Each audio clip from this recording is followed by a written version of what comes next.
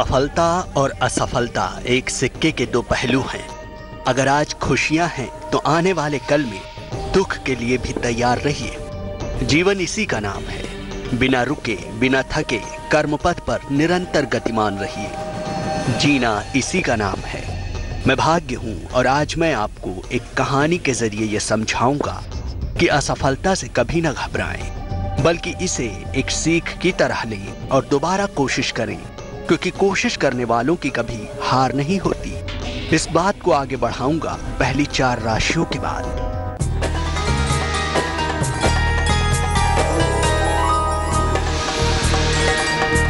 पंडित शैलेंद्र पांडे की तरह मेष राशि वालों के लिए परिजनों की सेहत की चिंता रहेगी।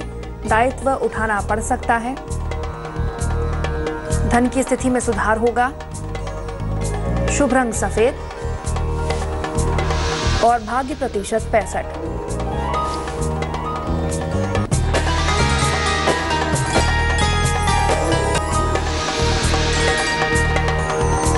वृषभ राशि वालों के लिए मनचाहा स्थान परिवर्तन होगा। धन प्राप्ति में मेहनत करनी होगी। पारिवारिक दायित्व बढ़ेंगे। शुभ रंग नारंगी और भाग्य प्रतिशत 71।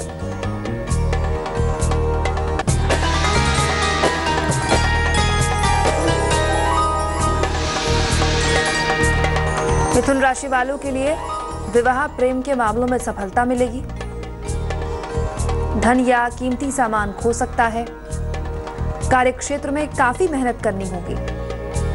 शुभ रंग बैगनी और भाग्य प्रतिशत 64।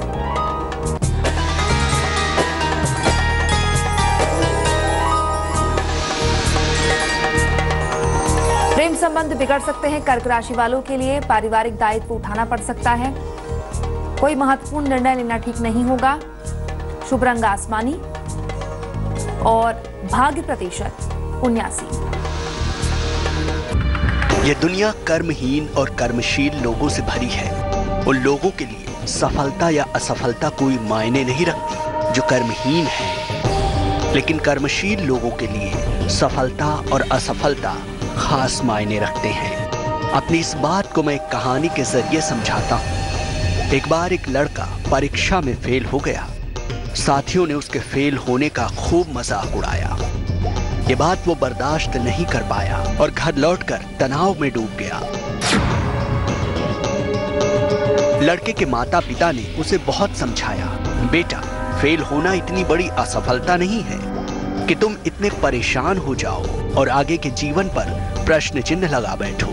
जब तक इंसान अच्छे बुरे, सफलता असफलता के दौर से खुद नहीं गुजरता, तब तक वो बड़े काम नहीं कर सकता। लेकिन उसे इन बातों से संतुष्टि नहीं हुई। अशांति और निराशा में जब उसे कुछ नहीं सूझा तो रात में वो आत्महत्या के लिए निकल गया। निराश बच्चा आत्महत्या करेगा या नहीं, ये बताऊंगा, लेकिन कुछ राशियों के बाद।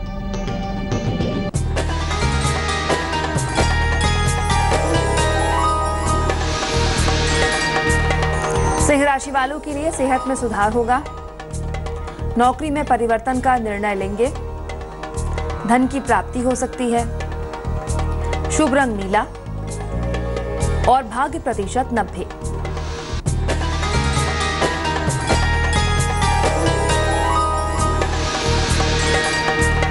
कन्या राशि वालों के लिए सेहत बिगड़ सकती है। कार्यक्षेत्र में तनाव बढ़ सकता है।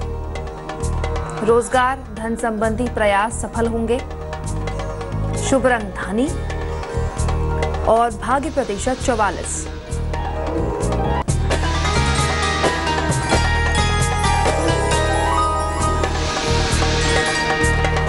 तुला राशि वालों के लिए मित्रों से संबंध बिगड़ सकते हैं। धन का नुकसान हो सकता है। दिन भर तनाव बढ़ा रहेगा। शुभ रंग फिरोजी और भाग्य प्रतिशत 45।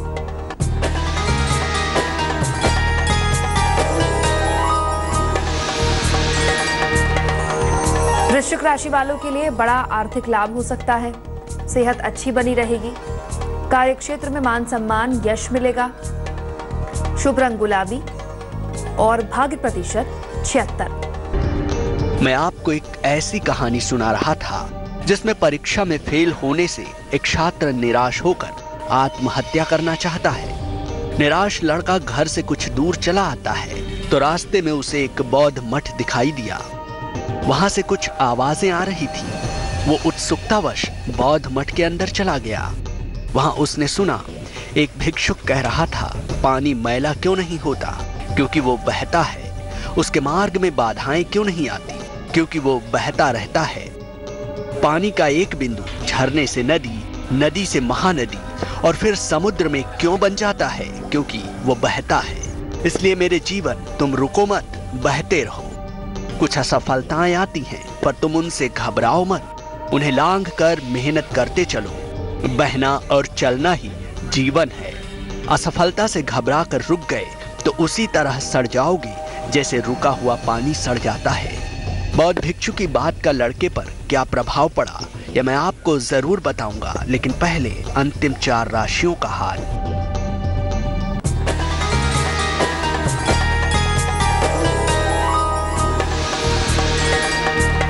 धनु राशि वालों के लिए नौकरी छूट सकती है।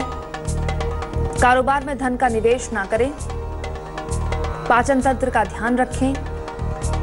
शुभ रंग आसमानी और भाग्य प्रतिशत 50।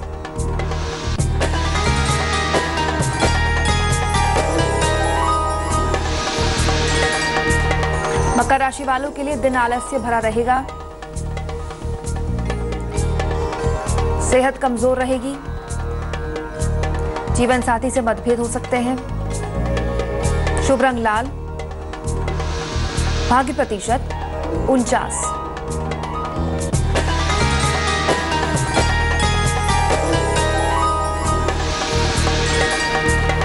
कुंभ राशि वालों के लिए धन का खर्च बढ़ा हुआ रहेगा। मान सम्मान और उपहार मिलेगा। परिवार में खुशियां आएंगी। शुभ रंग क्रीम। भाग्य प्रतिशत 70।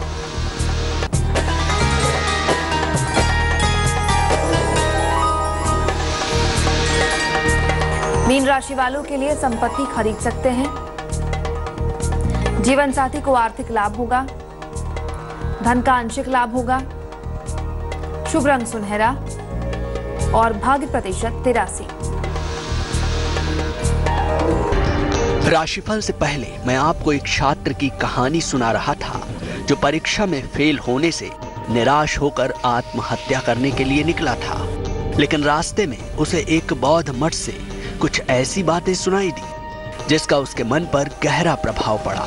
बौद्ध मठ का भिक्षुक लोगों से कह रहा था कि जीवन कर्मपथ है और इसमें सफलता असफलता तो लगी रहती है, बस कर्मशील बने रहो, सफलता जरूर मिलेगी। बौद्ध भिक्षु की बात सुनकर लड़के ने मन में ये ठान लिया कि उसे भी बहते हुए जल की तरह बनना है। इस सोच के साथ वो घर की ओर मुड़ गया।